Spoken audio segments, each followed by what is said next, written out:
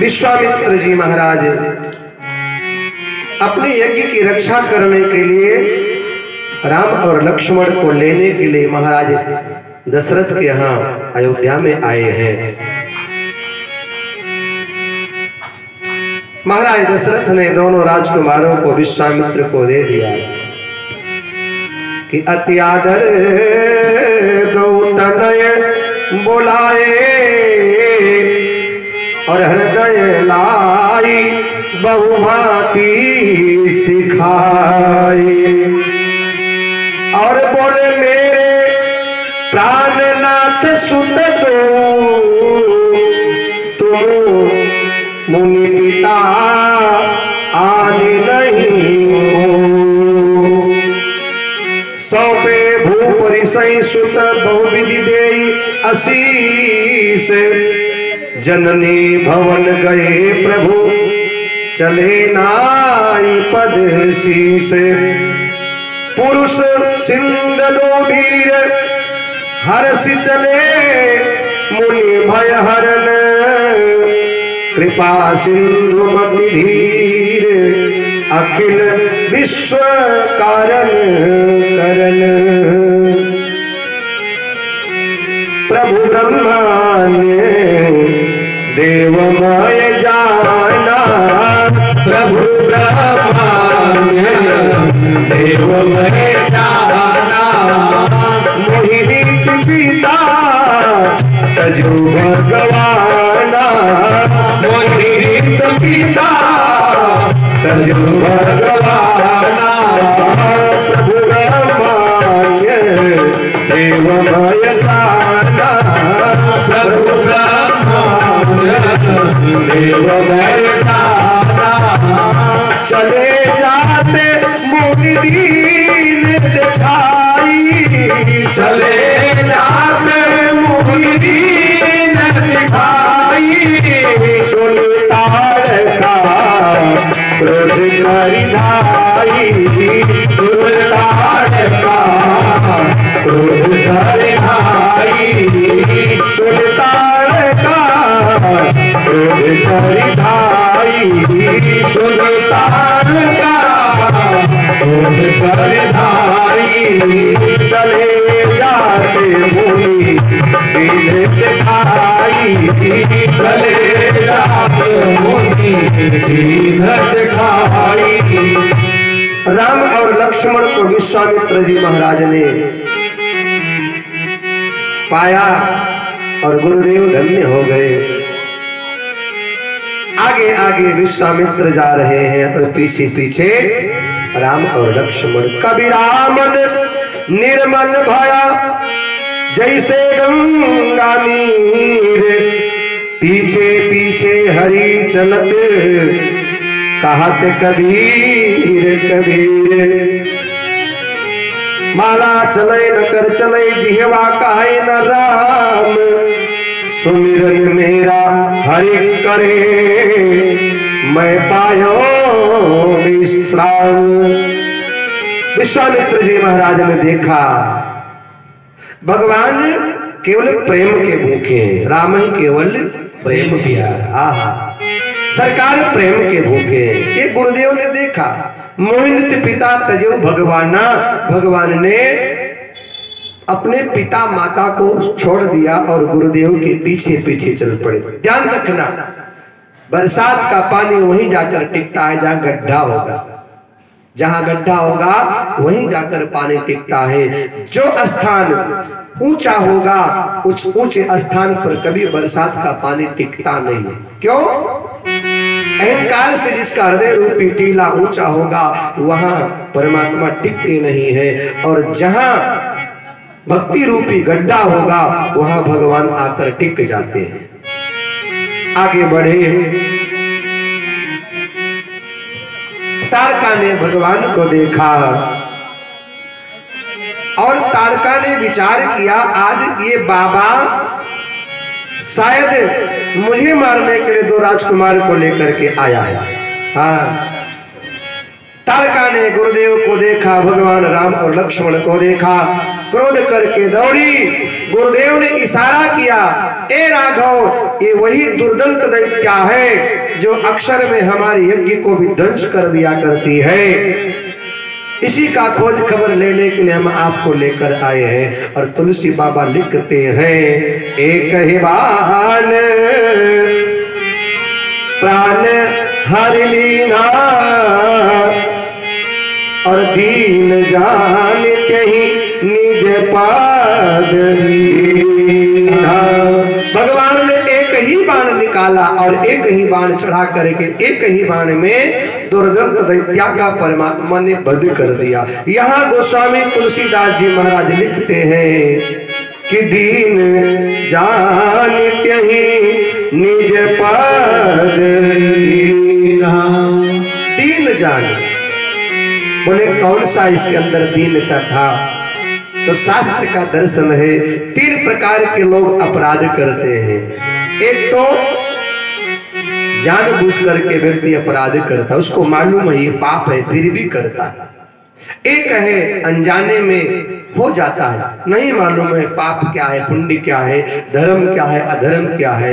एक तो अनजाने में व्यक्ति से पाप और पुण्य हो जाता है, और एक है कोई जबरदस्ती पाप कराता है, ये तुम्हें करना पड़ेगा। ये तारका है ना, ये रावण के इशारे पर काम करते हैं। रावण ने आदेश दिया है, इसलिए दीन जानित्य ही निज पद दीना। भगवान ने तारका का वध कर दिया। आज विश्वामित्र जी महाराज को भगवान के ऊपर पूरा भरोसा हो गया। अभी तक थोड़ा संदेह भी था, लेकिन अब तब ऋषि निज नाथ ही जिय चीन्ही और विद्या निधि कहूं विद्या। गुरुदेव ने पहचान लिया ये तो मेरे इष्ट हैं, और जितनी विद्याएं थी जो उनके पास था वो सब भगवान को दे दिया। राम कथा का दर्शन है कि जब परमात्मा समझ में आ जाएगा ना, तब व्यक्ति अपने जीवन को सर्वस्व परमात्मा को न्यौछावर कर दिया करता है और आगे बढ़े। भगवान बड़े तेजस्वी हैं। यहाँ महर्षि वाल्मीकि रामायण के अनुसार गुरुदेव ने भगवान राम को 2 विशेष विद्या दिया। लाला जी 2 विद्या दिया, बला और अति बला। उससे लाभ क्या मिला? तो बोले जाते लागे न सुधा पिपासा और अतुलित बल तन तेज प्रकाशा। बला और अति बला नाम की विद्या गुरुदेव ने राघव को दिया, लक्ष्मण को दिया। इससे फायदा क्या हुआ कि जाते लागे न सुधा पिपासा, जिससे भूख और प्यास कभी लगे ही ना। शायद गुरुदेव को मालूम था कि 14 साल का वनवास मिलेगा, कौन रोटी खिलाएगा, कौन वहां खाने पीने की व्यवस्था करेगा। इसलिए गुरुदेव ने कहा हम तुमको ऐसी विद्या देते हैं कि तुम्हें भूख ही नहीं लगेगी। आज का विज्ञान आगे है, लेकिन उस जमाने के विज्ञान से पीछे। जहां मन की गति से पुष्प विमान उड़ता था। गुरुदेव के पास जितने हथियार थे, आयुध सर्व समर्पित प्रभु निज आश्रम आने। कंद मूल फल भोजन दीन भगति हित जाने। भगवान गुरुदेव के आश्रम में आए और गुरुदेव ने भगवान को कंदमूल फल भोजन के लिए दिया है। भगवान कंदमूल फल खाते हैं, रात्रि को विश्राम करते हैं। प्रातः काल हुआ, गुरुदेव बड़े प्रसन्न मुद्रा में बैठे हैं। मर्यादा पुरुषोत्तम भगवान श्री राम ने कहा, गुरुदेव आप कहते थे यज्ञ करता हूं तो राक्षस आते हैं, यज्ञ का विध्वंस करते हैं। आज राक्षस नहीं आए, बोले यज्ञ करूंगा तब आएंगे। भगवान बोले गुरुदेव जाकर यज्ञ करो। विश्वामित्र जी महाराज ने कहा राघव अब यज्ञ करने की आवश्यकता नहीं है। बोले क्यों? बोले यज्ञ करने का हेतु स्वयं चलकर आया है। कोई जब करता है तब करता है, स्वाध्याय करता है, चिंतन मनन भजन करता है केवल भगवान को पाने के लिए। गुरुदेव ने कहा सरकार मैंने आपको पा लिया, अब मुझे क्या करना है? आप मिल गए। भगवान श्री राम ने कहा गुरुदेव नहीं, साधक को जिस माध्यम से परमात्मा मिले वो माध्यम छोड़ना नहीं चाहिए। यज्ञ के माध्यम से तो आपको हम मिले हैं, इस यज्ञ कीजिए। और आप यज्ञ नहीं करेंगे तो राक्षस नहीं आएंगे, उनका विनाश कैसे होगा। इसलिए प्रातः कहा मुनिसन रघुराई कि निर्भय यज्ञ करो तुम जाए, निर्भय यज्ञ करो तुम जाए। हे गुरुदेव, जाकर के निडर होकर के निर्भीक होकर यज्ञ कीजिए। और जिसको भगवान ऐसा कहे साहब निडर हो जाओ निर्भीक हो जाओ, उसका यज्ञ तो सफल होगा ही होगा। गुरुदेव गए यज्ञ करने लगे, जैसे स्वाहा स्वाहा शब्द सुनाई पड़ा, धुआं आसमान में उड़ा। उसी समय मारीच और सुबाहु नाम के दोनों दैत्य सुन मारीच निशाचर क्रोही, तो लय सहाय धावा मुनि द्रोही। दौड़ पड़े यज्ञ को भी ध्वंस करने के लिए। आज भगवान श्री राम और लक्ष्मण दोनों सजग हैं, सचेत हैं, धनुष बाण लेकर खड़े हैं दरवाजे पर। एक तरफ राम है, एक तरफ लक्ष्मण है। गुरुदेव यज्ञ कर रहे हैं, आहुति डाल रहे हैं, स्वाहा स्वाहा स्वाहा यज्ञ कर रहे हैं गुरुदेव। लेकिन मुड़ मुड़ करके राम और लक्ष्मण को देखते जा रहे हैं। राम कथा का दर्शन है। एक दुनिया वालों, ये जीवन एक यज्ञ है। इस जीवन रूप यज्ञ को तुम करते जाओ, करते जाओ, करते जाओ, आहुति डालते जाओ, डालते जाओ, डालते जाओ। लेकिन मुड़ मुड़ करके राम को देखते जाओ, लक्ष्मण को देखते जाओ। यदि तुमने राम लक्ष्मण को नहीं देखा तो तुम्हारा जीवन रूप यज्ञ अधूरा रह जाएगा। धन्य है गुरुदेव। एक तरफ राम खड़े हैं, एक तरफ लक्ष्मण खड़े हैं। दुनिया का प्रत्येक जीव विश्वामित्र है। और साहब जब तक जीवन में राम और लक्ष्मण नहीं आएगा तब तक जीवन का यज्ञ पूरा होने वाला नहीं है। क्योंकि राम का मतलब सत्य है और लक्ष्मण का मतलब सत्य के प्रति समर्पित। जीवन में जब तक सत्य नहीं आएगा, उसके प्रति समर्पण नहीं आएगा, तब तक हमारे आपके जीवन का यज्ञ पूरा होने वाला नहीं है। ये जीवन एक यज्ञ है। इसमें तमाम प्रकार के हमने आहुति डाला, कभी खट्टा खाया, कभी ठंडा खाया, कभी गरम खाया, कभी रोटी, कभी चावल, कभी चना, कभी चूड़ा। लेकिन ये यज्ञ हमारा साहब अधूरा है। इसको पूर्ण करने के लिए सत्य को जीवन में स्थापित करना पड़ेगा। सत्य के प्रति खुद को समर्पित करना पड़ेगा। भगवान श्री राम ने एक बाण निकाला, बिन फरमान राम ते हमारा सतजोजन का सागर पारा। मारीची जाकर सागर के दूसरे किनारे पर गिरा। एक बाण और सरकार ने मारा, पावक सर सुबाहु पुनि मारा। अग्नि बाण मार करके सुबाहु को जला दिया। बाकी जो राक्षस थे उनको लक्ष्मण भैया ने मार करके समाप्त कर दिया है। और भगवान ने विश्वामित्र जी महाराज की रक्षा किया। जय जयकार हुआ। देवताओं ने फूलों की वर्षा किया। बोले राम लला सरकार की, लखन लाल की, विश्वामित्र जी महाराज की। मारी असुर द्विज निर्भयकारी, स्तुति करहि देव मुनि छारी। देवताओं ने भगवान की स्तुति किया। रात्रि व्यतीत हुआ। प्रातः काल गुरुदेव ने भगवान से कहा, राघव। बोले हाँ गुरुदेव, आपने एक यज्ञ पूरा किया है, एक यज्ञ और अधूरा है, उसको भी तुम्हें ही पूरा करना पड़ेगा।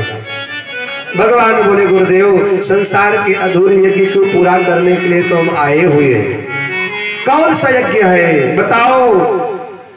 तब गुरुदेव ने कहा, महाराज जनक ने मिथिला में एक धनुष यज्ञ का आयोजन किया है, तुम्हें मिथिला चलना पड़ेगा। जैसे गुरुदेव ने मिथिला का नाम लिया, मर्यादा पुरुषोत्तम भगवान श्री राम को लक्ष्मी जी की याद आ गई, जो सीता बन करके पहले ही मिथिला में पधारी हुई है। और तुलसी बाबा बोल पड़े कि धनुष जाके सुने रघुकुल माता, धनुष जाके सुने रघुकुल माता, हरष शीतले मुनि भर के साथा, हर शीतले मुनि भर के साथा। आश्रम एक मगमाही, आश्रम एक मगमाही। कदम गजीव जंतु बहनाही, कदम गजीव जंतु बहनाही। कदम गजीव जंतु बहनाही, कदम गजीव जंतु बहनाही। राजा राम राम राम, राजा राम राम राम, राजा राम राम राम, राजा राम राम राम,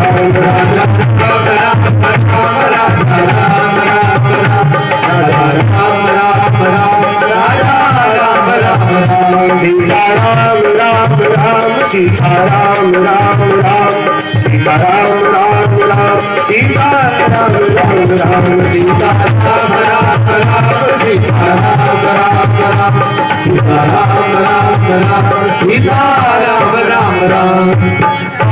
भगवान और आगे बढ़े, मिथिला की तरफ परमात्मा ने कदम बढ़ाया। मार्ग में एक आश्रम दिखाई पड़ा। देखिए आश्रम तो है, लेकिन हल्का फुल्का केवल पहचान रह गया है।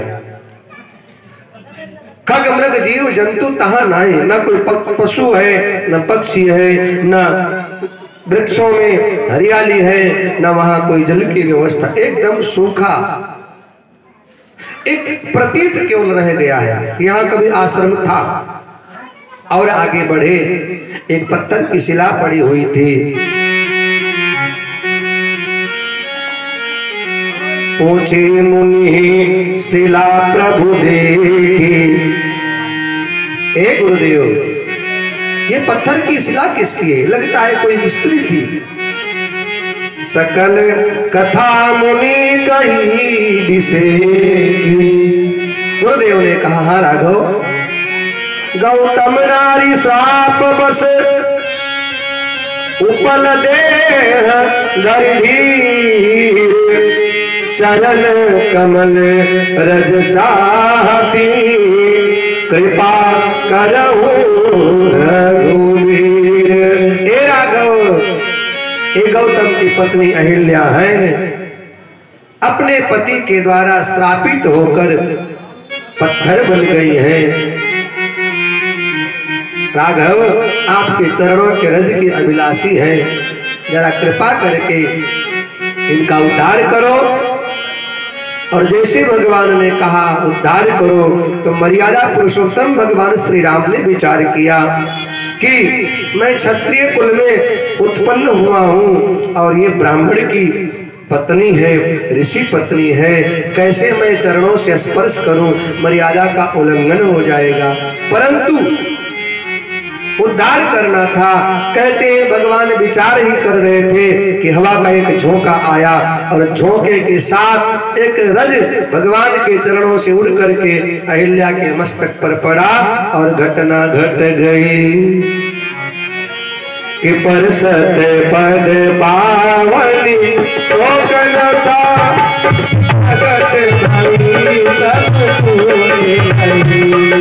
देखत रघुनायक जन सुखदायक, सदमुख हुई करी जोर रही, अति प्रेम अधीरा रंग बलिया, मुगल आवे बचन कही, अतिशय बड़भागी चरण लागी, जुगल नयन जलधार बही, बरसत पद पावन शोक सावन, जुगल नयन जलधार बही, धीरज मंदिरा सब करुचीला, रघुपति कृपा भगति पाई, अति बल भारी असुर धारी, जान जप जय रघुराई, मैं धारी अभावन प्रभु जय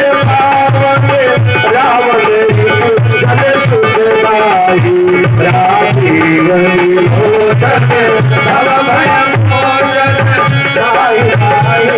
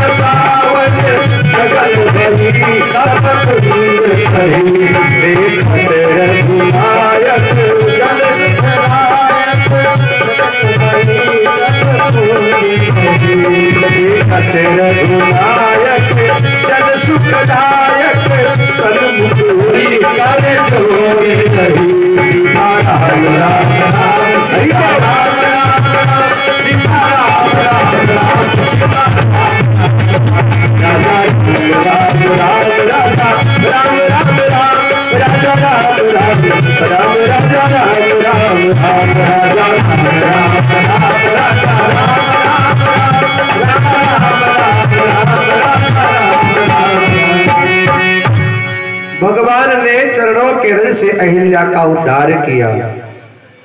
एक पत्थर में से अहिल्या का प्रागट्य हुआ। अहिल्या ने भगवान के चरणों में प्रणाम किया, हाथ जोड़ा, अपने पति को बड़भागी कह करके धन्यवाद देने लगी।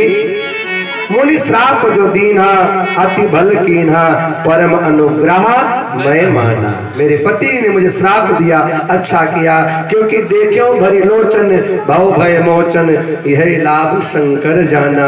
अहिल्या के उद्धार की कथा भगवान शंकर पार्वती मैया को सुना रहे।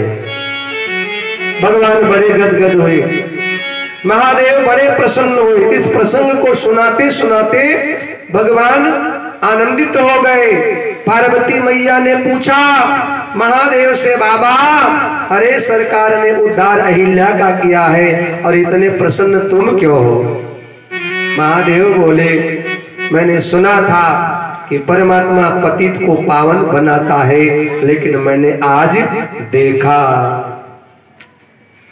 मैंने अपनी आंखों से देखा। मुनि श्राप जो दीना अति बल कीन्हा, परम अनुग्रह मैं माना। देखो भरी लोचन भव भय मोचन, यह लाभ शंकर जाना। अस प्रभु दीन बंधु हरे, कारण रहित दयाल, तुलसीदास सठ कहीं भजु छाड़ कपट जंजाल। तुलसीदास सत ही भजु छाड़ कपट जंजाल।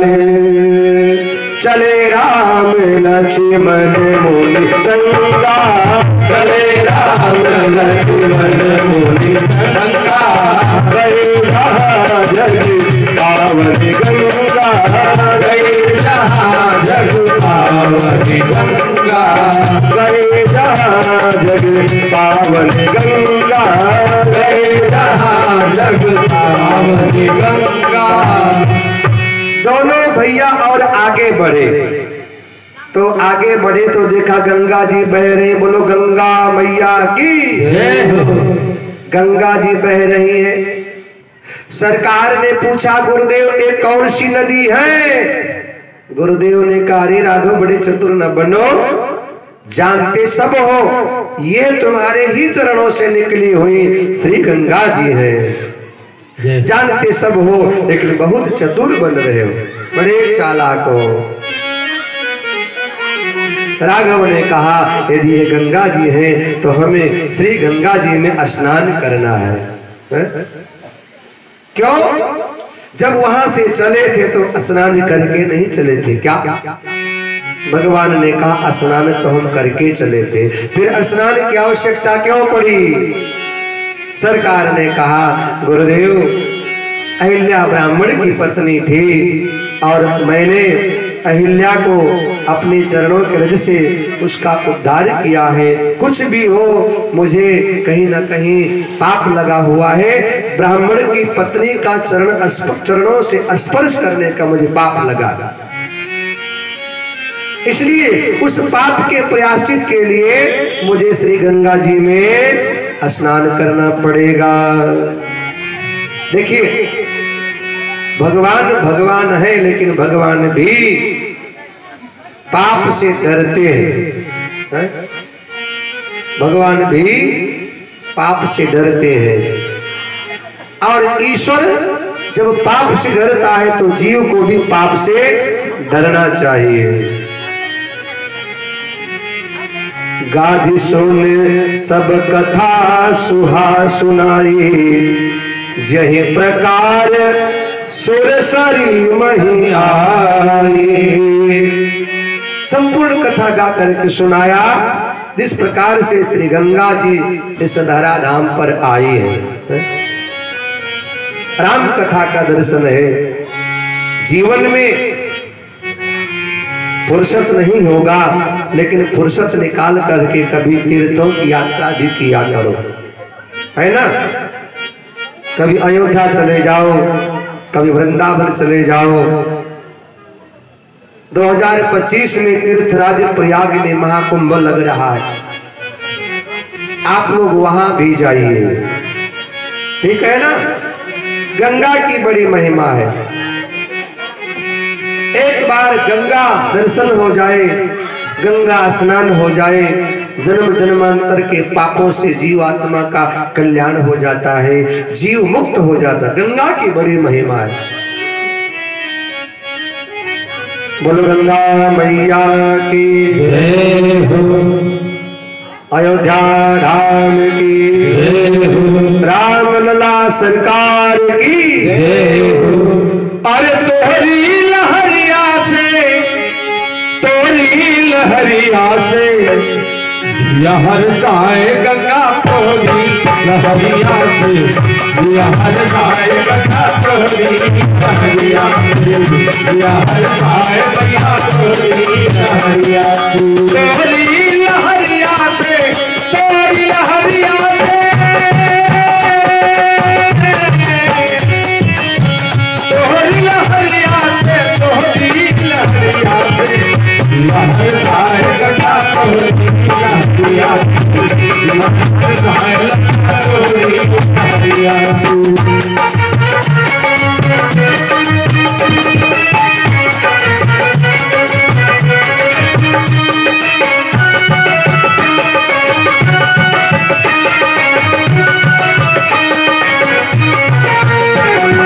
विष्णु पक्ष निकली तो विष्णु पति कहलाई, विष्णु पक्ष निकली तो विष्णु पति कहलाई। शिवकी जटा में, शिवकी जटा में, शिवकी जटा में तू गई है सवार, गंगा तोहरी लहरिया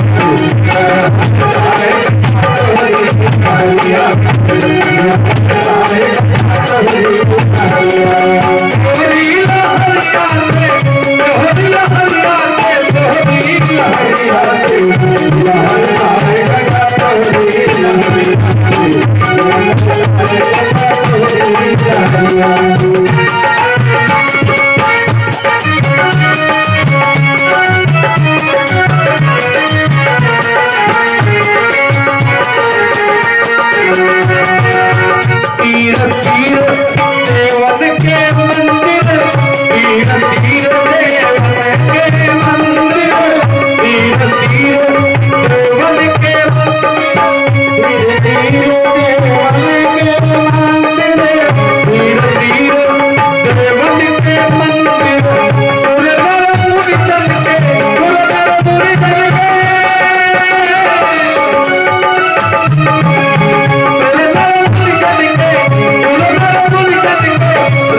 लहलाए गंगा तोहरी लहरिया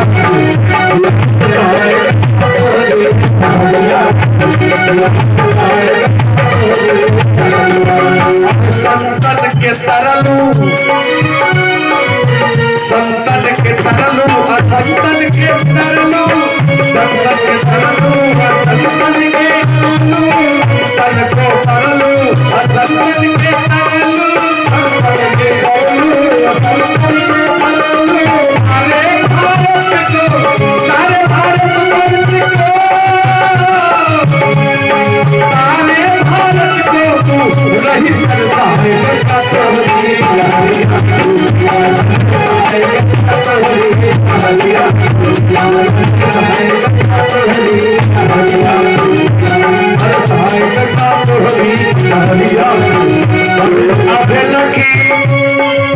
जो अगलखी तीर सच्ची गए जो अगलखी तीर सच्ची गए जो अगलखी तीर सच्ची गए जो अगलखी तीर सच्ची गए डुबकी लगाए कसम भरी चार गंगा तोहरी लहरिया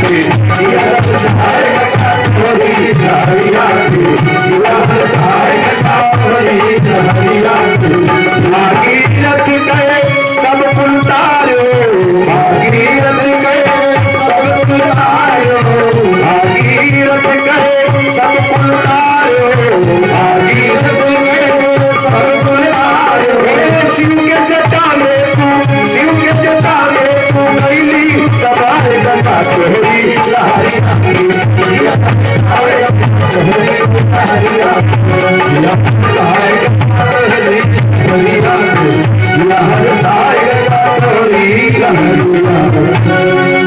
बोले गंगा मैया की जय। अच्छा बताओ कितने लोग गंगा गए हैं? हाथ उठाओ। सब लोग गंगा स्नान किए हैं? हाँ, बहुत बढ़िया। मौका मिले तो गंगा जी में स्नान जरूर करना चाहिए।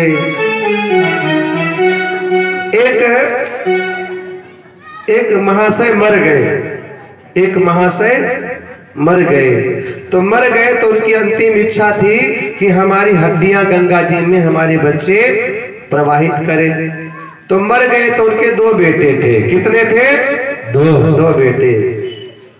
13वीं तो हो गया भैया, लेकिन बाप की हड्डियां गांव के बाहर पेड़ में लटकी। एक दिन माँ ने बड़े बेटे से कहा, बेटा तेरे बाप की अंतिम इच्छा थी कि हड्डियां गंगा में प्रवाहित कर दिया जाए तो उनको शांति मिलेगी। तो बड़ा बेटा जो था उसने कहा, अरे माँ कौन सी दुनिया में जी रही हो, जो मर गया अब उसकी हड्डी गंगा में फेंको, चाहे खेत में गाड़ दो, चाहे तालाब नदी में, क्या फर्क पड़ता है, मर गया सो मर गया। माँ ने कहा, बड़ा बेटा नहीं माना। तो माँ ने छोटे बेटे को कहा, बेटा तेरे बाप को तेरे पर बड़ा भरोसा था, उन्होंने कहा था बड़ा हो सकता है ना माने लेकिन छोटा जरूर मानेगा। बेटा एक काम कर, पिता की अस्थियों को एक बार गंगा जी में प्रवाहित कर दे, बस उनकी आत्मा को शांति मिल जाएगी। छोटा बोला, माँ इसमें कौन सी बड़ी बात है, चलो हम हड्डियों को ले जाकर गंगा जी में फेंक आएंगे। अब उसके घर से भैया गंगा जी की दूरी 15 किलोमीटर। कितना? 15 किलोमीटर। गांव के बाहर पेड़ में थैले में हड्डियां टंगा था, उठा करके लाया, साइकिल पर कैरल पर लगाया। और गर्मी का सीजन था भैया, 15 किलोमीटर जाना था। जैसे तैसे चलता गया 12 किलोमीटर जब पहुंचा तो उसको गर्मी बहुत लगी, तो एक पेड़ के नीचे विश्राम करने लगा। कुछ 2-4 लोग और विश्राम कर रहे थे तो देखा एक वहां पे नाला बह रहा था। क्या बह रहा था? नाला। उसने पूछा लोगों से, भैया ये कौन सी नदी है? बोले नदी तो नहीं लेकिन ये नाला है। बोले भैया नाला कहाँ जाता है? बोले नाला जाता है आगे गंगा जी में ये मिल जाता है। तो बोला अब आगे कौन जाए, 12 किलोमीटर आ गए हैं, यहाँ से 3 किलोमीटर केवल अब गंगा जी रह गई हैं, तो क्यों ना नाले में फेंक दो और नाले के सहारे हमारे पिताजी गंगा जी में चले जाएंगे। हाँ चले जाएंगे, पहुंच जाएंगे। कौन जाए, थका हूँ, हारा हूँ, गर्मी से परेशान हूँ। भैया उसने उठाकर हड्डियों को गंगा जी की जगह नाले में डाल दिया, फेंक दिया। घर आया, मार्केट होते हुए कुछ सब्जी उब्जी लेकर घर पहुंचा। माँ ने पूछा, बेटा पिता की हड्डियों को गंगा में डाल दिया? बोला बिल्कुल माँ डाल दिया। ओ बड़ी खुश हुई, तू लायक बेटा है। अब भैया रात्रि आई तो माँ सोई थी, तो बाप सपने में आया और बाप ने कहा, रे भाग्यवान, अंतिम इच्छा थी मेरी हड्डियों को गंगा में प्रवाहित कर दो तो मुझे शांति मिलती। अब सपने में अपने पति से वो बोली कि नहीं हड्डियों तो गंगा जी में प्रवाहित कर दिया है। छोटा बेटा गया था तो बाप बोला सपने में, अरे भाग्यवान, वो गंगा जी में डाल करके नहीं आया है। फिर कहाँ डाल करके आया है? बाप बोला, उसने तो हमको नाले में उठाकर फेंक दिया है और नाले में बड़ी बदबू है, बड़ी शर्म है, नाले में बड़ा कीचड़ है, नाले में बड़े बड़े मच्छर हैं, मुझे मच्छर काट रहे हैं, मैं सड़न में पड़ा हूँ, मुझे घुटन सी हो रही है, मुझे बड़ा तकलीफ हो रहा है। इससे अच्छा कम से कम पेड़ में टंगा था, हवा तो लग रहा था, मुझे नाले में बहुत कष्ट हो रहा है, मच्छर काट रहे हैं, मुझे नाले में बहा करके गया। भैया रात बीता, सुबह माँ ने बच्चे को बुलाया, छोटे को, बेटा सच बता, हड्डियों को तुमने कहाँ फेंका था? बेटा बोला, अरे माँ मैंने गंगा में फेंका था। माँ ने कहा, नहीं झूठ बोल रहा, तूने नाले में फेंका? बेटा बोला, तुम्हें कैसे मालूम हुआ? माँ बोली, तेरा बाप रात को आया था, बहुत परेशान है बेचारा, कीचड़ में धंस रहा है, मच्छर काट रहे हैं, सड़न पैदा हो रही है, बदबू आ रही है, तूने नाले में फेंक दिया। वो बेटा बोला, अरे माँ सच में मेरा बाप सपने में आया? बोला हाँ। माँ सच में सपने में आया था? बोले बिल्कुल बेटा सपने में आया, मुझे कैसे पता चला तूने नाले में फेंका? बेटा बोला, अरे बाप रे बाप, जीवन भर उसने मुझे परेशान किया और मरने के बाद भी 3 किलोमीटर गंगा में नहीं जा सका, 12 किलोमीटर वापस आ गया। बताओ, 3 किलोमीटर आगे चला गया होता तो खुद ही अपना उद्धार कर लेता।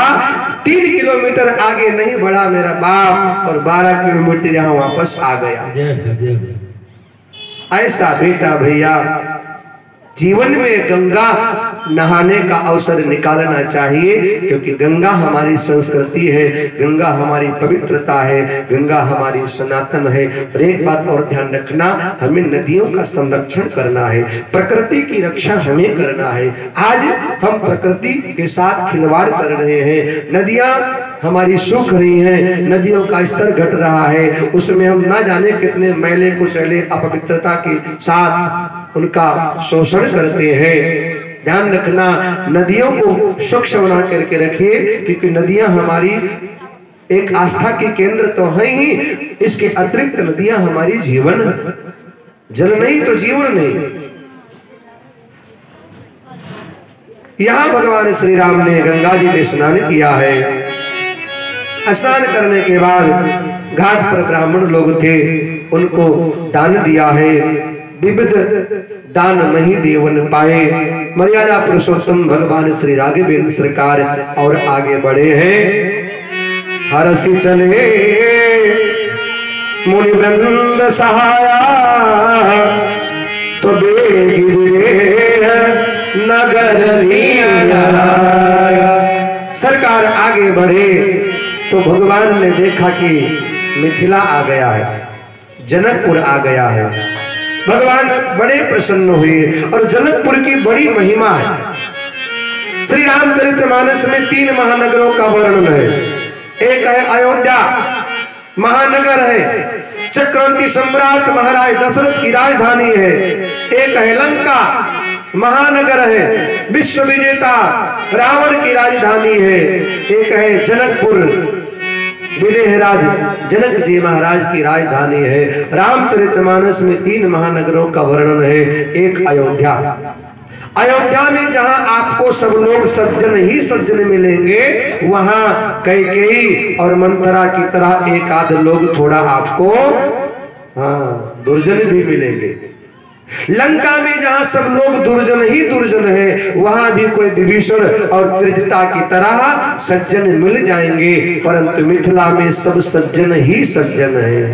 सब यहाँ सब अच्छे हैं, यहाँ कोई दुर्जन नहीं है। और भगवान श्री राम मिथिला में प्रवेश करते हैं। पुररम्यता राम जब देखी तो हर से अनुज समेत विशेष। बड़ा सुंदर मिथिला है, सुंदर सुंदर गलियां हैं, चौबारे हैं, तोरण पताकाओं से सजाया हुआ है, मड़ियों से निर्मित है, सुंदर बगीचा है, फुलवारी है, सुंदर सुंदर लोग हैं और बहुत सुंदर नगर है। सरकार और आगे बढ़े। पुर नर नारी सुभग सुचि सुनता, धर्मशील ज्ञानी गुणवंता।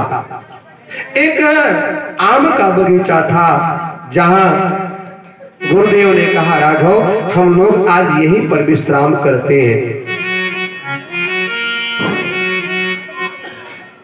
भगवान आए हैं लक्ष्मण के साथ, गुरुदेव के साथ। जनक जी महाराज को खबर लगा है, विश्वामित्र महामुनि आए, समाचार मिथिलापति पाए। विश्वामित्र महामुनि आए, समाचार मिथिलापति पाए। विश्वामित्र महामुनि आए, समाचार मिथिलापति पाए। विश्वामित्र महामुनि आए, समाचार मिथिलापति पाए। विश्वामित्र महामुनि आए, समाचार मिथिलापति पाए। विश्वामित्र महामुनि आए, समाचार मिथिलापति पाए। विश्वामित्र जी महाराज जनकपुर में गए तो एक आम के बगीचे में ठहर गए, और ये समाचार महाराज जनक जी को मिल गया कि विश्वामित्र नाम के महात्मा आए हैं, उनके साथ 2 राजकुमार हैं। अच्छा, विश्वामित्र जी महाराज भगवान को पहचान गए, तो विश्वामित्र ने विचार किया कि यदि 10 जनक आएंगे और राम और लक्ष्मण बैठे रहेंगे तो नियम है कोई व्यक्ति बैठा हो तो आने वाला अपने से बड़ा है तो उठ करके उसका सम्मान करना पड़ता है, आदर सत्कार करना पड़ता है, प्रणाम इत्यादि करना पड़ता है।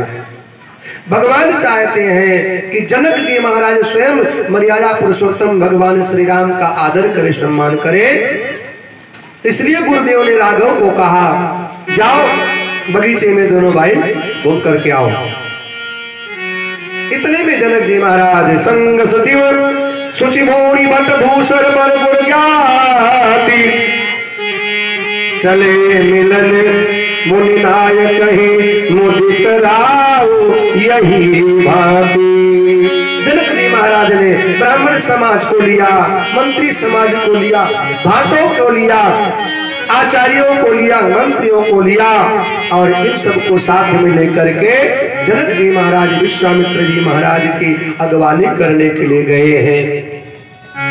प्रणाम किया है, बैठे हैं, हाल चाल हुआ, और इधर हाल चाल हो रहा था। इतने में राम और लक्ष्मण जो अभी घूमने के लिए गए थे, दोनों भाई आ गए।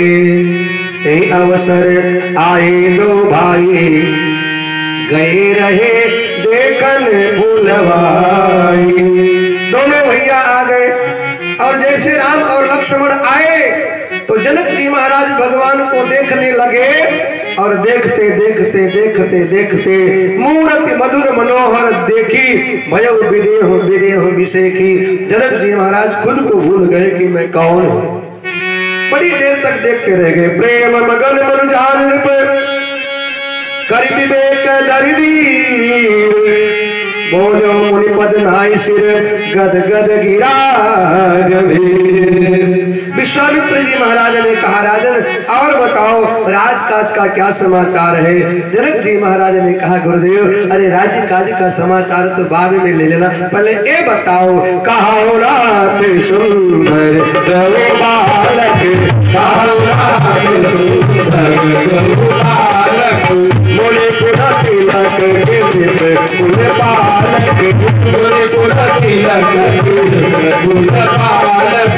ब्रह्मलोकी कही बाबा, ब्रह्मलोकी कही बाबा, उभय देश धरी ईश्वरी आवा, उभय देश धरी ईश्वरी आवा, उभय देश धरी ईश्वरी आवा, उभय देश धरी ईश्वरी आवा।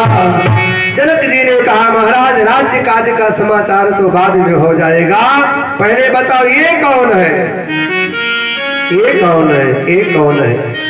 गुरुदेव ने कहा क्यों कुछ अलग लग रहा है क्या। बोले इन्होंने बिलोकति अति अनुरागा, मेरा मन कभी इस संसार के किसी जीव पर गया ही नहीं, मैं तो निराकार ब्रह्म का उपासक हूँ, लेकिन जब से मैंने इन दोनों राजकुमारों को देखा है इन्होंने बिलोकति अति अनुरागा, मेरे मन में प्रेम उत्पन्न हो रहा है। बरबस ब्रह्म सुखई मन त्यागा, जो मैंने अंतःकरण में ब्रह्म को देखा है उनमें इनका मुझे दर्शन आ रहा है। ये कौन है, ये कौन है, ये कौन है। विश्वामित्र जी महाराज ने कहा आप तो निराकार ब्रह्म के उपासक हैं, आप ही बताओ कि कौन है। जनक जी महाराज कहते हैं मुझे लगता है उभय देश धर की सोई आवा, ब्रह्म जो निगम नेत कही गावा, वेद जिसको नेति नेति कह करके बखान करती है, अभी और है, अभी और है, अभी और है। मुझे लगता है वही विराट लघु बन करके हमारे सामने प्रकट हो गया। ये कौन है। विश्वामित्र जी महाराज ने कहा ठीक पहचाने हो, लेकिन भगवान श्री राम ने कहा गुरुदेव मेरे ब्रह्मत्व को मत खोलना। और दशरथ जी महाराज का नाम लेकर गुरुदेव ने भगवान श्री राम का परिचय दे दिया। रघुकुल मणि दशरथ के जाए और मम हित लागी नरेश राम लखन दो बंधुवर, अरे रूपशील बलधाम, मकरा क्यों सब साखी जगू जीते असुर। परिचय दिया चक्रवर्ती सम्राट महाराज दशरथ के ये बड़े पुत्र हैं, इनका नाम है राम, और ये छोटे पुत्र हैं इनका नाम है लक्ष्मण। महाराज जनक ने कहा गुरुदेव आप तो महात्मा हैं, आप तो जंगल में रह लेंगे, परंतु ये राजकुमार है, आप कहो तो हम आपको और इन राजकुमारों को महलों में निवास दें। गुरुदेव ने कहा राजन जैसे आपकी इच्छा। और महाराज जनक जी ने विश्वामित्र जी को राम और लक्ष्मण जी को साथ में लेकर के गए हैं, और एक सुंदर महल है, सुंदर सदन सुखद सब काला, तहा पास ले दीन भुआला। एक ऐसा महल जनकपुर में था जो सुंदर था, सुखद सा, और हर मौसम में अनुकूल रहता था। भैया ठंडी में एयर कंडीशन वाला था, हमेशा वो हमेशा हर मौसम में सुंदर सदन सुखद सब काला।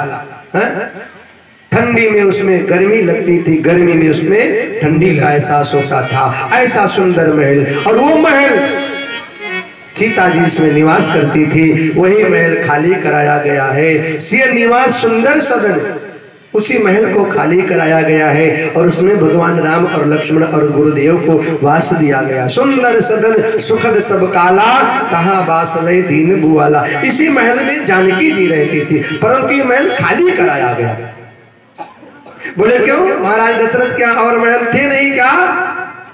वही महल क्यों खाली कराया गया जिसमें सीता रहती हैं? इसलिए क्योंकि जनक जी महाराज ज्ञानी हैं और सीता है भक्ति और राम है ब्रह्म। जनक जी को मालूम है भगवान उसी भवन में रहता है जिस भवन में भक्ति का निवास होगा। जहाँ भक्ति होगी वहीं भगवान वास करेंगे, जहाँ भक्ति नहीं होगी वहाँ भगवान वास नहीं कर सकते हैं। सुंदर सदन सुखद सब काला, तहाँ बासुलेली भुआला। ऋषय संग रघुवंश मणि करि भोजन विश्राम, और बैठे प्रभु भ्राता सहित दिवस रहा भरि जाम। बड़ा आनंद आ रहा है जनकपुर में भगवान राम और लक्ष्मण को। संध्या का समय आने वाला है तो भैया लक्ष्मण जी के मन में एक इच्छा उठी है कि चलो एक बार मिथिला का दर्शन करके आऊं, यहाँ पे क्या क्या है। जैसे आप किसी शहर में जाते हैं ना तो आपका भी मन करता है कि चलो थोड़ा घूम आए, टहल आए, देखें आगे पीछे दाएं बाएं क्या है, होता है ना। कहीं जाओ संबंधों में, नातेदारी रिश्तेदारी में, तो वहाँ मन करता है कि थोड़ा सा आगे पीछे दाएं बाएं घूम लो। उधर निकल गए 40 फुटा पे, इधर निकल गए मेन रोड पे, इधर निकल गए विकासपुरी, इधर निकल गए नजफगढ़, मन करता है ना। तो लक्ष्मण के मन में एक बात उठी कि लखन हृदय लालसा विषेखी कि जाई जनकपुर आवही। जनकपुर का दर्शन करना चाहते लक्ष्मण, लेकिन एक मर्यादा थी पहले जमाने में कि छोटा भाई बड़े भाई के सामने एक मर्यादा थी, बात नहीं करता था। 100 बार सोचता था तब कहीं बड़े भाई के सामने। शिष्टाचार एक सभ्यता, एक संस्कृति, एक सनातन, एक संस्कार था। सासू के सामने बहू बोलने से पहले 10 बार सोचती थी, है ना। और सासू यदि हो, सासू हो, एक जमाना था कि पत्नी सासू के सामने अपने पति से बात नहीं करती थी। हाँ, इतनी मर्यादा होती थी। हाँ, बेटा अपने बाप से कुछ कहना होता था ना, डायरेक्ट नहीं करता, माँ से सिफारिश लगाता था। एक मर्यादा हुआ करती थी। जमाना बदल गया, मर्यादा सब गायब हो गई। एक समय था कि बेटे को कभी कहीं जाना होता था या कुछ चाहिए होता था ना, तो अपनी माँ से सिफारिश लगाता था कि माँ तेरा बाबूजी को कहो ना हमको ये चीज चाहिए। तो माँ बाबूजी से सिफारिश लगाती थी कि देखो बेटा लायक हो गया, समझदार हो गया, एक मोटरसाइकिल दिला दो ना उसको। माँ सिफारिश लगाती थी तब बेटा मोटरसाइकिल बाप से पाता था। एक समय था, समय बदला, समय बदला। अब बेटा पहले कहीं जाना होता था तो माँ से सिफारिश लगवाता था, तब बाप कहता था सुनो भेजो लेकिन तुम्हारा अपना रिस्क होगा, भेज तो रही हो लेकिन तुम्हारा रिस्क होगा। एक जमाना था बेटा कहीं जाता था तो माँ से सिफारिश लगवा करके बाप से पूछ कर जाता था। जमाना बदला, अब बेटे को कहीं जाना है तो खुद अपने पिता से पूछता है कि बाबूजी हमको फलाने जगह जाना है, जाऊं कि न जाऊं। बाप कहता है जाओ। फिर और जमाना बदला, अब पूछता नहीं है, अब तैयार होकर खड़ा होता तो बताता है कि मुझे मैं वहां जा रहा हूं। पहले सिफारिश लगाता था, फिर पूछ कर जाता था, अब बता करके जा रहा है कि पिताजी मैं फलाने जगह जा रहा हूँ। और जमाना और पलटा, जमाना और बदला, तैयार होकर जाने लगा तो बाप ने कहा बेटा कहाँ जा रहे हो? तो बेटा कहता क्यों तुम्हें क्या जरूरत है, टांग क्यों अड़ा रहे हो, बार बार क्यों पूछते हो। जमाना बदल गया, समय बदल गया। अब बेटा कहीं जाता है तो बाप को डर लगता है कि पूछो कि ना पूछो, कहीं भारी ना पड़ जाए, कहीं ढौक ना ले, कहीं जोर से ना बोल दे, कहीं डांट ना दे। ये समय है। लखन हृदय लालसा विषेखी कि जाई जनकपुर आई। लेकिन प्रभु भय बहुरी मुनि सकुचाही और प्रगट न कहीं मनहि मो सुनाही। लक्ष्मण को दो जगह डर है, एक तो भगवान से, गुरुदेव से। अच्छा, लेकिन राम अनुज मन की गति जानी। मर्यादा पुरुषोत्तम भगवान श्री राम लक्ष्मण के मन की बात को जान गए और धीरे से गुरुदेव से सिफारिश लगा दिया, गुरुदेव ये लक्ष्मण है ना, ये मिथिला का दर्शन करने के लिए जिद कर रहा है, यदि आपकी आज्ञा हो तो मैं इसको घुमा करके लेकर के आऊं। देखिए, लक्ष्मण की इच्छा तो है ही, लेकिन लक्ष्मण के साथ साथ में भगवान श्री राम की भी इच्छा है। अब लक्ष्मण संकुचित हो रहे, नहीं कह पा रहे हैं, लेकिन राम भी तो संकुचित हो रहे, डायरेक्ट नहीं गुरुदेव से कह सकते हैं कि मुझे भी जाना है। जैसे किसी दादी माँ को जलेबी खाना हो ना, तो मालकिन तो बहू है घर की, है ना, तब दादी कैसे कहे कि बहू रानी जरा पैसा दे, जलेबी खा के आऊं, तो पता है क्या करेगी दादी अम्मा, पोते को चुटकी काटती है। अब पोता रोता है तो बहू पूछती है, माँ लल्ला क्यों रो रहा है, तो सासू माँ कहती है ये जलेबी खाने का जिद करता है। जलेबी खाने का मन बूढ़ी दादी का है, लेकिन चुटकी काट कर पोते को और कह दिया ये जलेबी खाने का जिद कर रहा है, ला 10 रुपए दे दे, जरा जा करके इसको जलेबी खिला कर लाऊं। तो दादी 10 रुपया और पोता लेकर जाती है, और जलेबी पोता तो नहीं खाता, लेकिन दादी सारा जलेबी खा जाती है। हाँ, एक पोता बहाना है, तो लक्ष्मण देव बहाना है भैया। वास्तव में मर्यादा पुरुषोत्तम भगवान श्री राम को मिथिला का दर्शन करना है। अरे लक्ष्मण को मिथिला से क्या लेना देना, राम जी की जानकी मिथिला में बैठी है, जो लक्ष्मी थी वो। इसलिए लखन हृदय लालसा दिसे की जाई जनक पुर आई देखी। अब भैया गुरुदेव रामलला सरकार के मन की बात को जान गए, और सरकार ने कहा, गुरुदेव ने कहा कि हे राघव, यदि लक्ष्मण जाना चाह रहा है तो लक्ष्मण को जाने दो, तुम क्या करोगे जा करके। भगवान श्री राम ने कहा, गुरुदेव सुनो, ये मिथिला ये माया की नगरी है, यहाँ माया देवी शरीर धारण किए बैठी है, लक्ष्मण जीव है, मैं उसको अकेले जाने नहीं दूंगा, कहीं भटक जाएगा, अटक जाएगा, फंस जाएगा, इसलिए मैं उसको अपने साथ लेकर के जाऊंगा। गुरुदेव ने आज्ञा दे दिया, जाओ। मुनिपद कमल बंदितो भ्राता और चले लोक लोचन सुखदा। भगवान आगे बढ़े तो भगवान बड़े सुंदर है। बालकों ने भगवान को देखा कि बालक वृंद देखी अति शोभा, लगे संग लोचन मनोभा।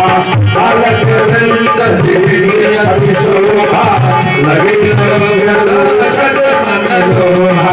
बालक वृंद देखी अति शोभा, लगे संग लोचन मनोभा।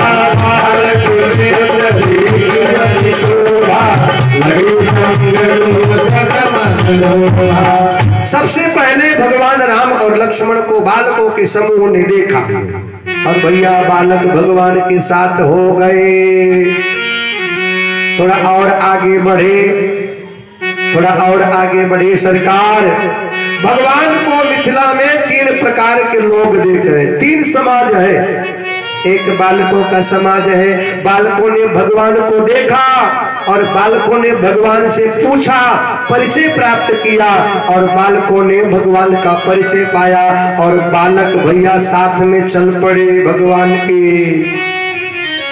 मिथिला में दूसरा समाज पुरुषों का है, जिसने भगवान को देखा तो सही, लेकिन आपस में केवल चर्चा करते रह गए, ये कौन है, ये कौन है, ये कौन है। कोई बोला फलाने के यहाँ आए होंगे, कोई बोला फलाने के संबंधी होंगे, कोई बोला फलाने के नातेदार होंगे।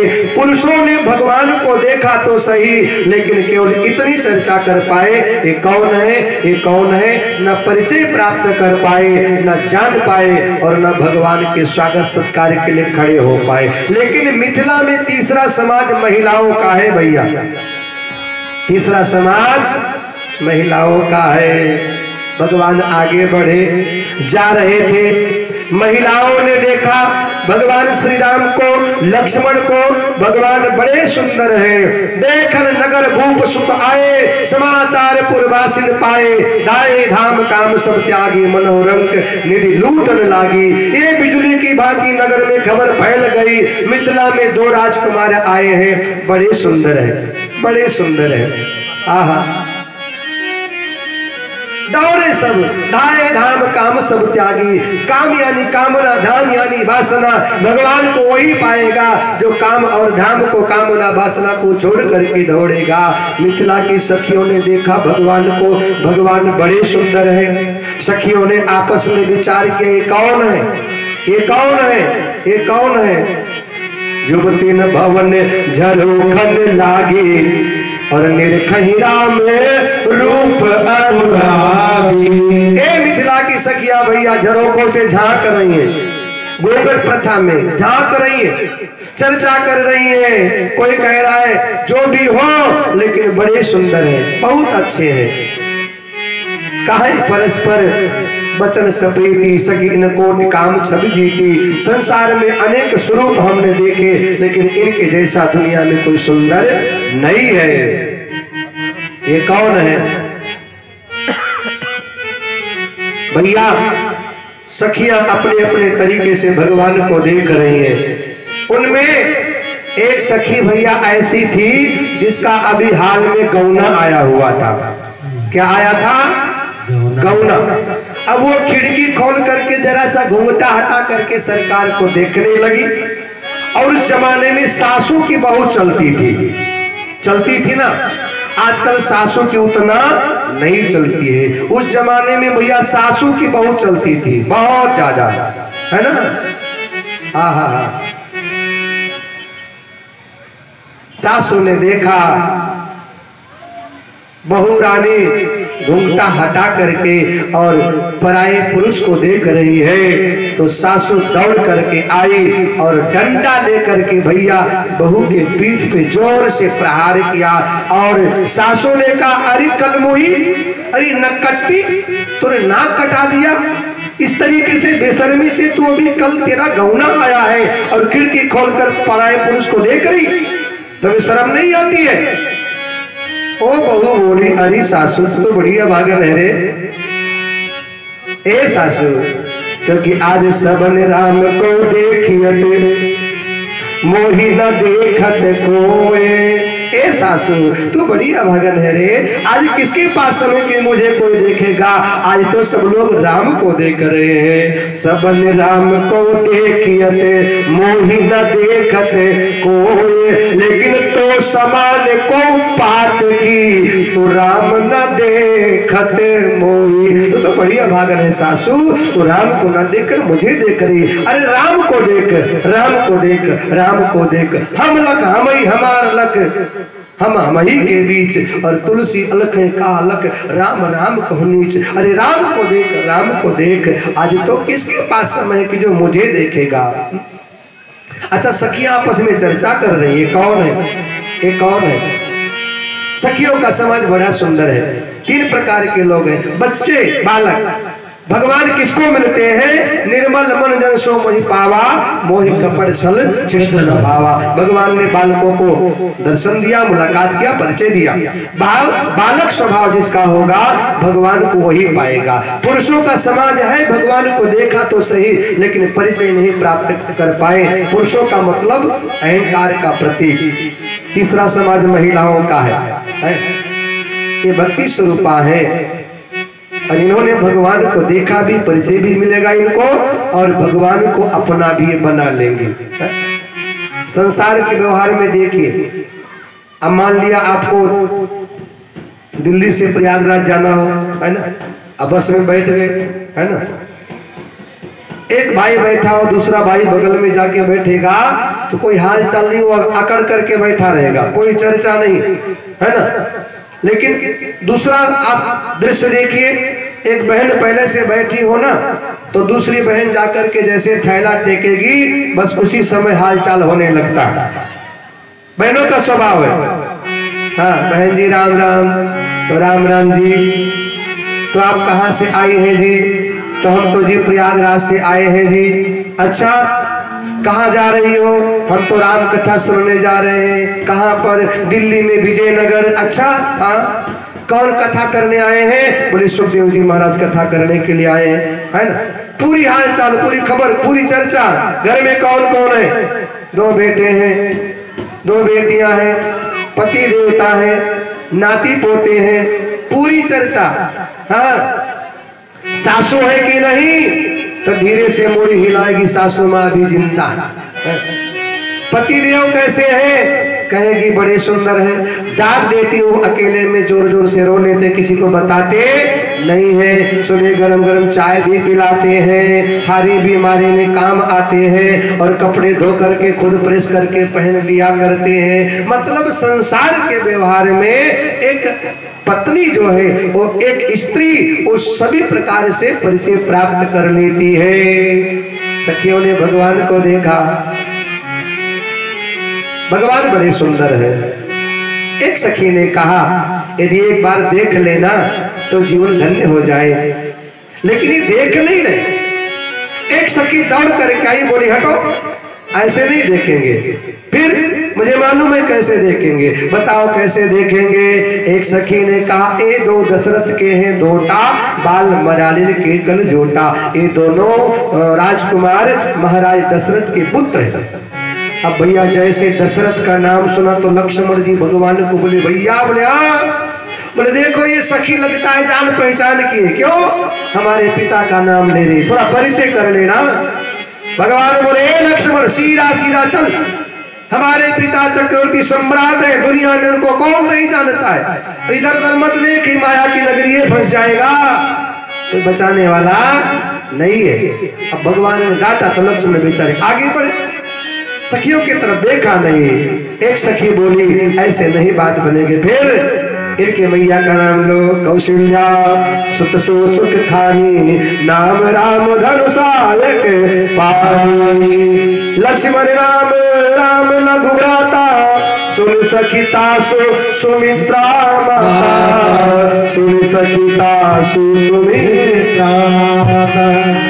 कहा इनकी मैया का नाम कौशल्या है, इनकी मैया का नाम सुमित्रा है। अब भैया पुराने जमाने में माताओं का नाम बड़ा गुप्त रखा जाता था, है ना। लेकिन जैसे मैया का नाम लिया भगवान श्री राम से लक्ष्मण ने कहा भैया ये लगता है बिल्कुल हमारे पड़ोस की है, क्योंकि ये तो हमारे मैया का भी नाम जानती है। भगवान श्री राम ने लक्ष्मण को समझाया और लक्ष्मण को बोले ए लक्ष्मण सीधे सीधे चल, नहीं माया की नगरी इसमें तू भटक जाएगा, अटक जाएगा, काम बिगड़ जाएगा। सखी ने देखा ये दोनों राजकुमार किसी प्रकार से देख नहीं रहे, कैसे देखे? तो सखियों ने भगवान के ऊपर अट्टारिकाओं से फूलों की वर्षा कर दिया। ही हर सही बर सही सुमन, सुमुखी सुलोचन वृंद, जाहि जहाँ जहाँ बंधु दो, तहाँ तहाँ परमानंद। श्यामति राम जय जय राम, मेरे प्रभु राम जय जय राम। सखियों ने भगवान के ऊपर भैया फूलों की बरसात कर दिया। और सुमन का एक अर्थ होता है कि सुंदर मन। सरकार के ऊपर जब फूलों की सखियों ने बरसात कर दिया, अब आपको कोई माला पहनाए तो आपको तो धन्यवाद देना ही पड़ेगा, देना पड़ेगा ना माला पहनाने वाले के लिए। जब सखियों ने फूलों की बरसात किया तो भगवान श्री राम ने सखियों की तरफ देखा, और जैसे भगवान ने देखा सखियां भगवान को देखकर मंत्रमुग्ध हो गई और संपूर्ण रुकावटों को पीछे छोड़ती हुई सखियां दौड़ करके भगवान के निकट आई, और चारों तरफ से सखियों ने राम और लक्ष्मण को घेर लिया। भगवान बोले ए लक्ष्मण, बोले हाँ भैया। भगवान बोले संभाल, आ गई पूरी टोली लेकर के बहुत कहता था एक बार देखो, एक बार देखो। लक्ष्मण भैया बोले ए भैया ये आपका मामला है, ये आपका मैटर है, हम तो चले इधर। लक्ष्मण दूर खड़े हो गए और चारों तरफ से सखियों ने भगवान को घेर लिया और सखिया भगवान से कहती है ए राघव मुझे भी अपना बनाओ, मुझे अपने साथ ले करके चलो। सखियों को मालूम है इनका विवाह जनकपुर में सीता जी के साथ होगा, इस नाते हमारे क्या लगते हैं जीजा, क्या लगते हैं। और जीजा लगे तो सखियां क्या लगी, तो सखियां भगवान से मजाक करती है कि अवध छैला हमें नैना न मारो, अवध छैला हमें नैना न मारो, सिया के सैया हमें नैना न मारो, सिया के सैया हमें नैना न मारो, अवध छैला हमें नैना न मारो, अवध छैला हमें नैना न मारो, नैना न मारो भला, नैना न मारो, नैना न मारो भला, नैना न मारो, सजना मुझे नैना न मारो, सिया के सजना मुझे नैना न मारो, अवध छैला हमें नैना न मारो, अवध छैला हमें नैना न मारो।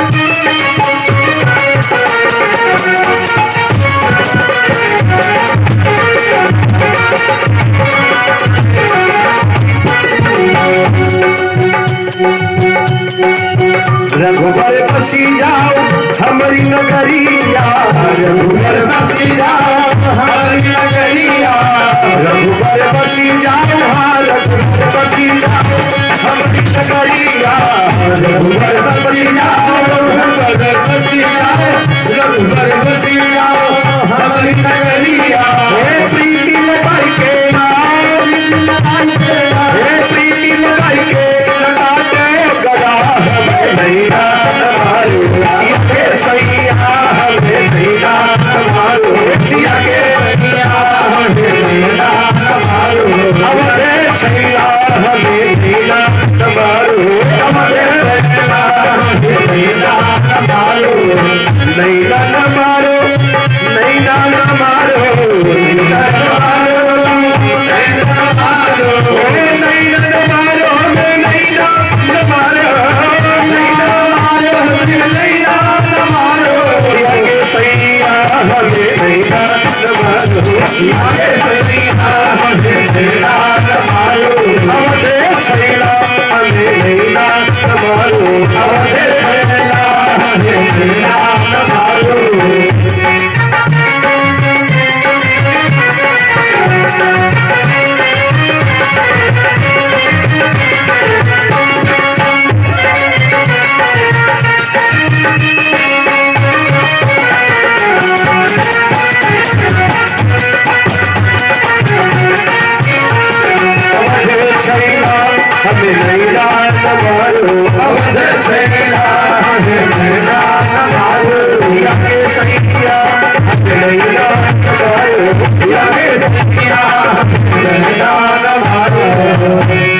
रघुबर बसी जाओ हमरे नगरिया, और भैया प्रीति लगाई के न काटो गला। सखियों ने भगवान को चारों तरफ से घेर लिया। सखियां बोली हमें भी अपने साथ ले चलो। मर्यादा पुरुषोत्तम भगवान श्री राम ने कहा देखो इस समय हम एक नारी व्रत लेकर के आए हैं, और इस समय हम अत्यंत मर्यादा में हैं। अभी तो नहीं, लेकिन हम तुम्हें स्वीकार करते हैं। जब द्वापर में हम कृष्ण बनकर आएंगे तो तुम सब आ जाना गोकुल में, और वहां हम तुम्हारे साथ रास रचाएंगे। यहाँ भगवान श्री राघवेंद्र सरकार सखियों से मुलाकात करके और आगे बढ़े हैं। पूरब दिश के दो भाई, जहाँ धन मखहित भूमि बनाई। भगवान यज्ञ मंडप का निरीक्षण कर रहे हैं। जहाँ धनुष यज्ञ का आयोजन किया गया है वहां भगवान गए हैं। बच्चों ने भगवान को सब दिखाया है, यहाँ ये है, यहाँ ये है, यहाँ पर ये है। और तुलसी बाबा कहते हैं राम दिखावे अनुजय रचना, कहे मृदु वचन मनोहर वचना। जो परमात्मा लौ निमेष मोह भवन निकाया, रचे जासु अनुशासन माया। एक निमेष में जो ब्रह्मांड का विनाश कर सकता है, सृष्टि का निर्माण कर सकता है, उसी परमात्मा को बच्चों ने मिथिला में जनक जी की रचना को दिखाया है। और भगवान देख करके जनकपुर का दर्शन करके कौतुक देख चले गुरु पाही, जान विलंब त्रास मन माही। गुरुदेव को लगा बड़ा देर हो गया, राघव को लगा बड़ा देर हो गया, गुरुदेव कहीं डांटे ना, इसलिए भगवान जल्दी जल्दी चल पड़े गुरु के पास। और तुलसी बाबा लिखते हैं कि जासु त्रास डर कहो डर होई, लेकिन भजन प्रभाव दिखावत सोई। जिसके डर से डर भी डर जाता है वो परमात्मा गुरुदेव के डर से डर गए, क्योंकि गुरुदेव के पास साधना है। भगवान डर गए कि देर हो जाएगा तो गुरुदेव का डांट खाने को मिलेगा। और भगवान श्री राम और लक्ष्मण गुरु के पास गए हैं, प्रणाम किया है, रात्रि व्यतीत हुई है। गुरुदेव ने संध्या वंदन किया है, और शयन के समय गुरुदेव ने राम और लक्ष्मण दोनों भाइयों को सुंदर सुंदर कथा सुनाया है। कहत कथा इतिहास पुरानी, रुचिर रजन जुग जाम सिरानी। पहले जमाना बड़ा अच्छा था, दादी दादा नाती पोते को कहानियां सुनाया करते थे, माता पिता अपने पुत्र पुत्री को कहानी सुनाया करते थे, है ना। तब बेटा अपने दादी दादा माता पिता के पांव दबाया करता था। अब तो भैया बचपना सब मोबाइल में जा रहा है। आजकल नाती पोते के पास समय नहीं है, बेटा बेटी के पास समय नहीं कि माँ बाप के पास बैठ जाए, दादी दादा के पास बैठकर कुछ सीख ले। भगवान ने गुरुदेव को सेवा किया है। मुनिवर शयन कीन तब जाई, लगे चरण चापन दो भाई। सरकार गुरुदेव के चरणों को दबाते हैं। जब गुरुदेव शयन कक्ष में गए, सोने के लिए गए, तब दोनों भाई, एक भैया एक पांव के और एक भैया एक पांव को दबा रहा है। दोनों भाई दबा रहे, बड़ी देर हो गई पांव दबाते दबाते।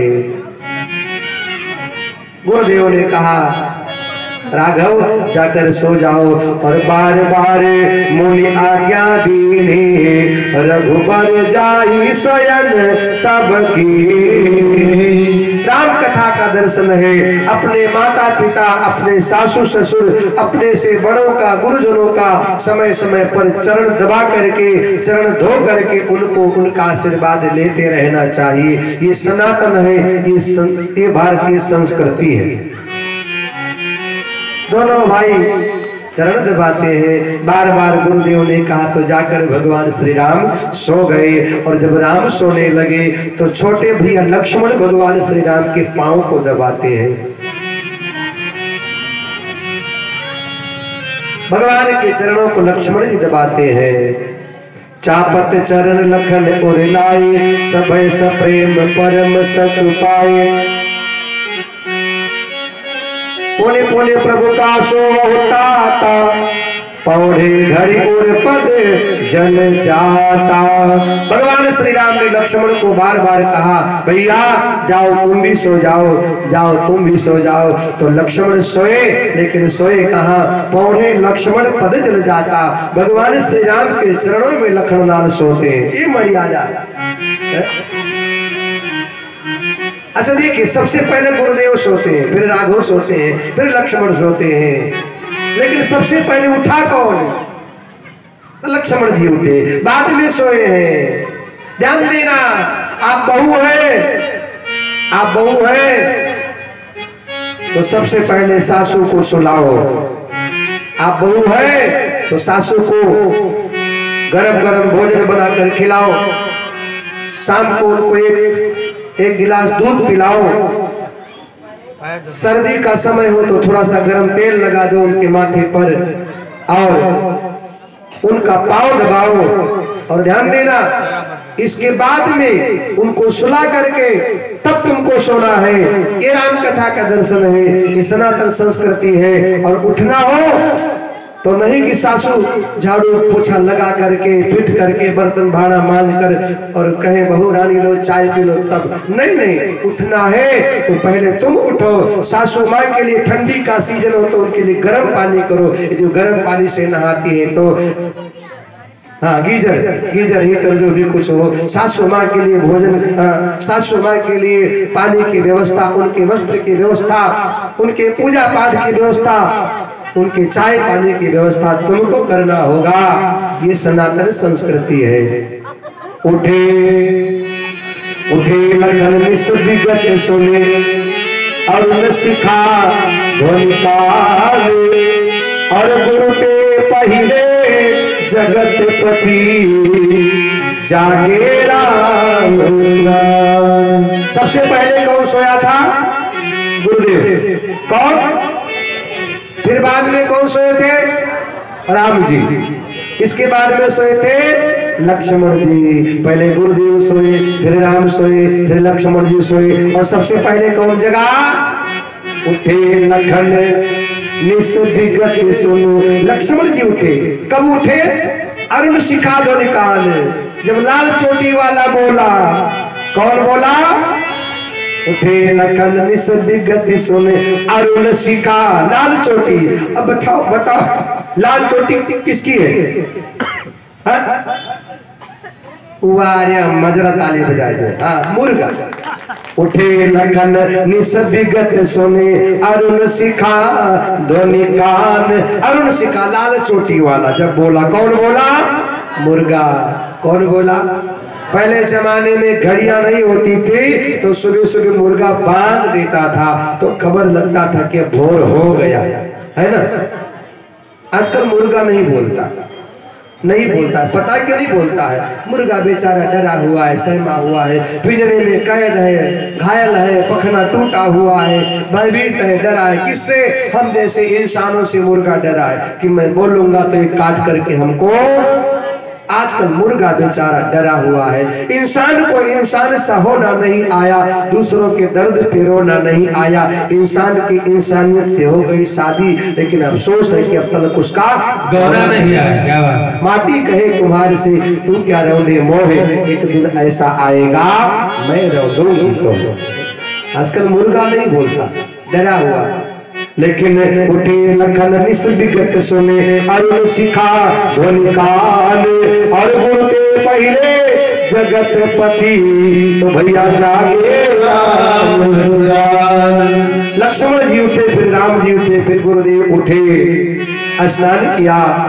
स्नान करने के बाद गुरुदेव ने भगवान श्री राम को कहा, ए राघव जाओ बगीचे से फूल तोड़ करके ले आओ कि समय जाने गुरु आय सुपाई ले प्रसूल चले गौ भाई। समय जाने गुरु आय सुपाई ले प्रसूल चले गौ भाई। समय जाने गुरु आय सुपाई, समय जाने गुरु आय सुपाई ले प्रसूल चले गौ भाई। ले प्रसूल चले गौ भाई। समय जाने गुरु आय सुपाई ले प्रसूल चले गौ भाई।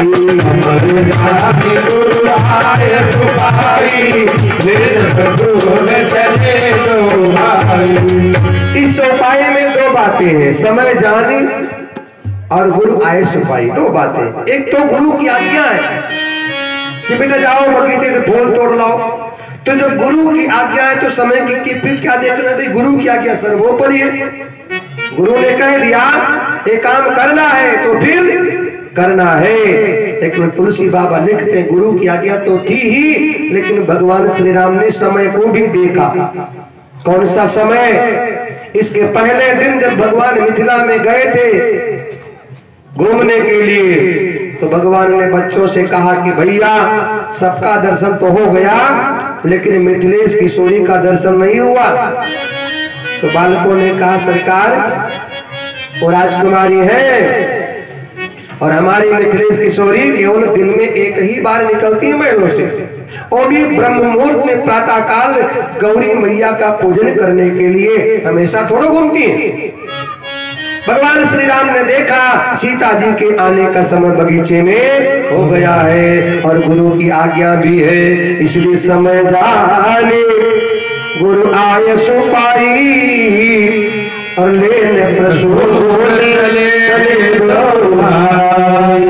दोनों भाई बगीचे में पहुंचे, प्रातः काल की बेला था, बगीचा भैया बंद है, अभी ताला लगा है। माली और मालन झगड़ा कर रहे हैं। मालन बोली माली से तुम बड़े अभागे हो। बोले क्यों? बोले कल भगवान आए थे, मिथिला के लोगों ने भगवान का दर्शन किया, लेकिन तुम जनक जी की नौकरी कर रहे हो, इसी बगीचे में उलझे हुए हो, दर्शन से वंचित रह गए। माली बोला सुनो, मेरा कर्म ही मेरी पूजा है, और यदि ये सत्य है तो भगवान का दर्शन करने के लिए लोगों को जाना पड़ता है, लेकिन भगवान मुझे दर्शन देने के लिए मेरे बगीचे में चल करके आएंगे। भैया बगीचा बंद है, भगवान खड़े हैं। लक्ष्मण बोले क्यों खड़े हो? बोले बगीचा बंद है। तो लक्ष्मण बोले बंद है तो क्या हुआ, हम यहाँ के मेहमान हैं, बुलाओ, आवाज लगाओ, कैसे नहीं खोलेंगे? भगवान ने कहा लक्ष्मण एक मर्यादा है, प्रतीक्षा करना पड़ेगा। लक्ष्मण और राम बगीचे में खड़े होकर माली की प्रतीक्षा करते हैं, और हमारे छोटे सरकार होते हैं ना मथुरा वाले है, तो कूद फांद करके बगीचे में घुस जाते, तोड़ ताड़ करके ले आते, और कोई आली माली बोलता तो भैया वो काम तमामो कर देते हैं। लेकिन सरकार बड़े मर्यादा में। तब तक भगवान बोले माली को, अरे भैया, अरे भाग्यवान दरवाजा तो खोलो, हम दरवाजे पर खड़े हैं। माली भगवान को देखा, धन्य हो गया, कैसे सरकार कष्ट किया। भगवान बोले गुरुदेव की आज्ञा है, फूल लेने के लिए आए हैं। माली ने कहा सरकार जितना मर्जी फूल ले लो। और तुलसी बाबा लिखते हैं 14 चितई पूछी माली गन लगे लेन दल फूल मुदित मन। माली से पूछा है और फूल तोड़ने लगे। और जब भगवान फूल तोड़ रहे थे ना, उसी समय सीता मैया का बगीचे में प्रवेश हो रहा है। बोले जानकी मैया की, बोलिए मिथिलेश किशोरी की। सीता जी बगीचे में प्रवेश कर रही हैं। सीता जी के साथ में 8 सखियां हैं, 4 आगे और 4 पीछे चल रही हैं। सीता मैया बगीचे में गई। इधर भगवान श्री राम बगीचे में गए तो भगवान ने देखा बगीचा बड़ा सुंदर है। एक मोर का पंख पड़ा हुआ रो रहा है। भगवान ने पूछा भैया क्यों रो रहे हो? मोर के पंख ने कहा सरकार जिसके पीछे मैं लगा था उसने मुझे छोड़ दिया। भगवान बोले किसके पीछे लगे थे? पंख ने कहा मैं तो मोर के पीछे लगा था। भगवान बोले भैया जो मोर के पीछे लगता है उसको एक दिन रोना ही पड़ता है। ये मेरा है, ये मेरा है। जो मैं पना के पीछे लगता है, मोर के पीछे लगता है, भगवान बोले उसको एक दिन रोना पड़ता है। बताओ मोर ने तुम्हें छोड़ दिया? बोला हाँ। बोले क्या तुमने भी मोर को छोड़ दिया? वो बोला हमने भी मोर को छोड़ दिया। भगवान ने कहा जिसने मैं पना को छोड़ दिया उसको मैं अपने सिर पर धारण करता हूँ। और भगवान श्री राम ने जीवन में पहली और आखिरी बार मोर के पंख को उठाया है भैया और अपने सिर पर धारण किया है। भगवान और आगे बढ़े तो भैया फूल तोड़ा है। फूल तोड़ करके भगवान ने दोने में रखा। खिले खिले फूलों को तोड़ा तो उसमें कुछ कलियां थी, कुछ कलियां थी जिसको भगवान ने छोड़ दिया। खिले फूलों को बड़ा अभिमान आया, उन्होंने अध खिले फूलों का व्यंग किया। देखो आज ब्रह्म भी आया तो उसने हमें ही स्वीकार किया क्योंकि हम पूर्ण हैं। तुम अपूर्ण हो इसलिए तुम्हें भगवान ने स्वीकार नहीं किया। ये बात भगवान ने सुना और दोना जो सीधे हाथ में ले रखा था उल्टे हाथ में लेकर के लक्ष्मण को थमा दिया। ए लखन, हाँ भैया इनको जरा पकड़। क्या हुआ? भगवान बोले ये पूर्ण तो है लेकिन इनको पूर्णता का अभिमान है। ले चल गुरु के चरणों में डाल दे, इनको प्रयासित करना पड़ेगा। और भगवान ने छोटे छोटे अध खिले कलियों को तोड़ा है, कलियों को तोड़ा है, लक्ष्मण को दिया। लक्ष्मण उनका माला बना रहे हैं और माला बनाकर लक्ष्मण भैया भगवान राम का श्रृंगार कर रहे हैं। लक्ष्मण ने भगवान का श्रृंगार किया। भगवान बोले ए लक्ष्मण तू क्या कर रहा है? लक्ष्मण बोले सरकार मैं आपका पुजारी और मंदिर में भगवान का दर्शन करने के लिए दर्शनार्थी आते हैं। इसके पहले पुजारी का कर्तव्य है कि वो भगवान का श्रृंगार करे। अभी बगीचे में दर्शनार्थी आ रहे हैं, मैं आपका पुजारी, आप मेरे ठाकुर, मुझे आपका श्रृंगार करना है। और सुंदर मोर पंख सिर सोहिनी के भी गुच्छ बीच बीच कुसुम कली के सुंदर माला बनाकर लक्ष्मण ने भगवान का श्रृंगार किया। और उधर से सीता मैया का प्रवेश होता है बगीचे में। भैया बगीचे में मैया पहुंच करके भवानी माँ का मंदिर है, एक सरोवर है, उसमें स्नान किया। मंदिर में जाकर के पूजा करने लगी। इधर एक सखी सीता मैया को छोड़ करके बगीचे में चली गई। आज बगीचा उसको बड़ा सुहाना लग रहा था। जाकर के बगीचे में देखा तो सखी ने भगवान को देख लिया, मेरे सरकार को देख लिया।